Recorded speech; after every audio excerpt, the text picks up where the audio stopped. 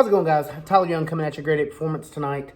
So there's kind of been something on my mind over the last few weeks and a conversation a couple days ago. It's kind of brought it back to the surface. So I wanted to go ahead and shoot a real quick YouTube video about it so I could kind of touch on it. One of the biggest questions or, concerns that I see for novice strongmen and women alike. So they want to know when they should compete. Oh, I don't think I'm going to be ready for this. I don't think I'm going to be ready for that. I haven't ever touched this specific implement before, or whatever the case may be. I didn't even touch Atlas stones until my first contest. Like when Strongman first started 5, 6, 7 years ago for me, there wasn't a whole lot of access to that equipment. So that was part of the fun, right? So was just showing up and, trying to see who could be the most functionally strong. That's what the whole premise of the sport came from. So the biggest advice that I can give to you guys tonight is don't miss the forest for the trees when you're entertaining yourself with a hobby, right? So for a vast majority of, strongmen, myself included, I'm never going to make a living doing this, right?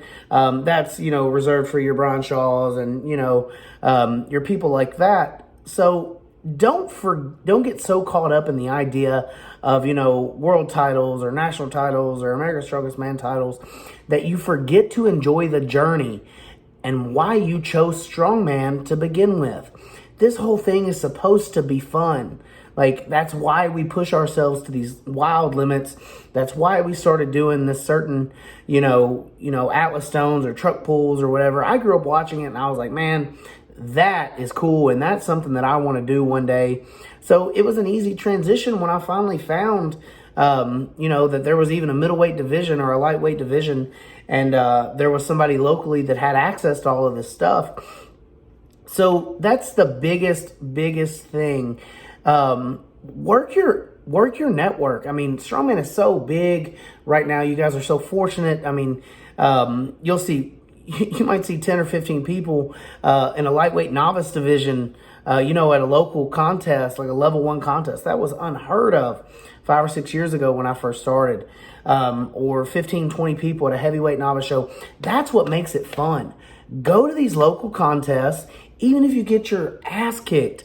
Like, that's part of the game. You have to pay your dues at the lower levels before you can even begin to progress higher and higher. So it has to be about something that you enjoy, right? So getting around the strongman community, it can be very, very good and be very beneficial.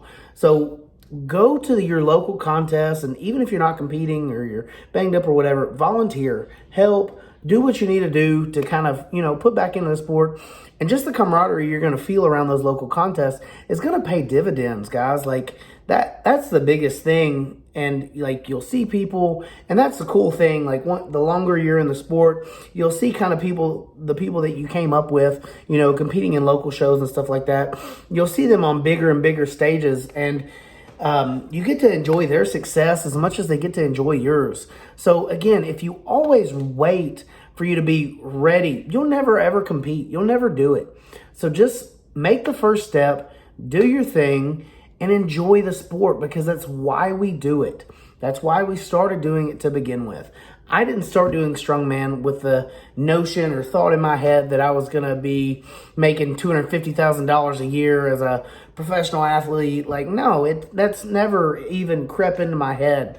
And, the payout, schedule has kind of changed, thanks to Clash and stuff like that. And ASM and OSG are doing bigger payouts. But realistically, that's for the next generation of lifters, that's going to be past mine. So it's just, investing in, the novices right now.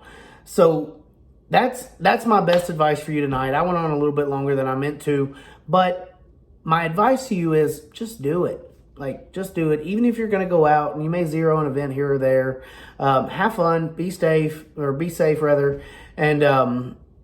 just do it, right?